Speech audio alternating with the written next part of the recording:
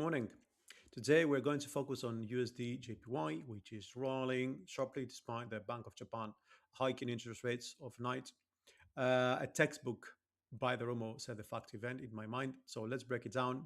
Why yen is weakening, the comments from Governor Ueda, and the technical targets to watch, which are a bit obvious on the chart on the daily at least. First, the headline: BOJ hiked 275 basis points. The highest level since 1995. Normally, a hike strengthens yen, but in this case, it's actually weakening. Why?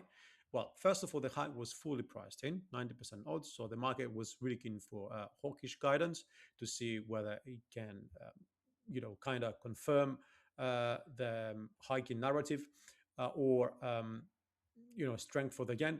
But Governor Ueda delivered a dovish hike. So he said in his press conference that future moves will be strictly data dependent and with no preset path, and that they need time to observe how the economy reacts. He also noted it's challenging to pinpoint the neutral rate, implying a pause and assess phase rather than a rapid hiking cycle to catch up with the US. So it's also probably that this is the peak for hiking, if that makes sense. At least at this point. On the other hand, the US rate is at 3.5. So you can see that the carry trade dynamics here are very supportive of USDJPY upside. And on the daily chart, we do see a current breakout outside this flag-looking pattern. But there is risk of potential double top at 157 and then another potential double top at around 158. Both of them are short-term targets. Okay. Importantly, we have managed to hold above the 100 Fibonacci extension of this triangle we identified a while ago. And we did actually speak about this particular price action way before we were even up there, right? So we said we're probably going to go 155, where we're down here.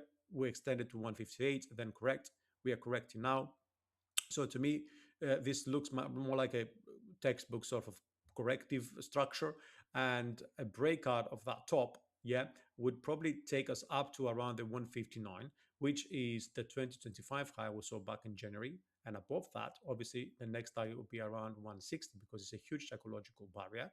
And above that, the 161.8 Fibonacci extension at 160.84. And off you go above that, you have the 162. Currently, the RSI actually on the daily has come down and reset, right, on the 50 line. And now it's moving higher. There is room for upside, okay? And by my visual interpretation, it looks like that there is momentum, room for momentum to move above the previous high, even in the short to medium term, let's say, right? So these are the immediate targets, and then the medium term targets. When we go down on the 4 hour, things are a bit more clear here. Let me just take this off for a second and come and take this off this auto thingy. We are seeing, of course, a kind of a rectangular pattern plane currently in play, right? So we do have strong support at 154.50, and we also have kind of strong resistance at 157. Okay, but since we are outside this channel, and as long as we remain outside this channel around 156, this is expected to move higher. But on the 4 hour, as I said, we have a risk of potential pullback, right? So we are in overbought territory. And my first line of thinking here would be to buy the pullbacks. Okay. So in case we do see that holding, we would be looking for a potential correction. It could be to the 38. It seems to be like a cluster with the channel as well, and prices would maintain their positioning outside this channel, which means it would be an exit from the bearish short-term trend. So I would be looking to buy the 156 for further legs to the upside. With that said, we would be looking to enter at 38.2. And now it really depends on how short term or medium term you want to play this. If you really want to go to the previous high, maybe it's not really a good idea to go in, or just keep your stop tight below the 61.8. But of course, there are risks coming with this, higher risks, I would say, although we always have to keep some sort of balanced approach. Uh, Trading is risky regardless, but some price action focus, if that makes sense the way I kind of um, put it out there, then in some cases we do have potential um, expectations coming in with a different sort of chances of happening. So I'm looking to enter at the 38 and then letting this go not just to the previous stop. The previous stop will be the initial target, right? I will be looking to move my stop below that low, and I would be looking to see targets extending to the 2021 high. Okay, around 158.9 to 159. I would be looking to close that trade completely here, and maybe before that target is hit, because then the risk of an intervention by the Bank of Japan, of course, would increase, right?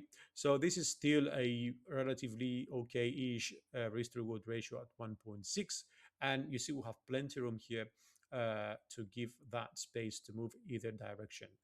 The case where we start considering this as a scenario where risk is increasing to the downside would be a case where, because we do have five here as well, right? So we will see something like of a two-wave structure here going down, perhaps to the 50 as well, and then potential continuation. If not, if we lose the 50, then 61 becomes the next major, then 78.6.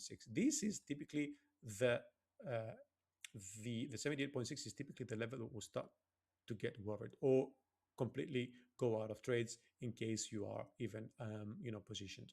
So this would be pretty much the strategy. The bias, as a summary, above, I would say 156 remains bullish. Target initially is the previous stop 157, then 158, and then the ones we talked earlier. In validation, it's a daily close, I would say, below 155. So watch today's weekly close as well. And if we do hold the 156, then that might set the stage for a push towards 158 next week.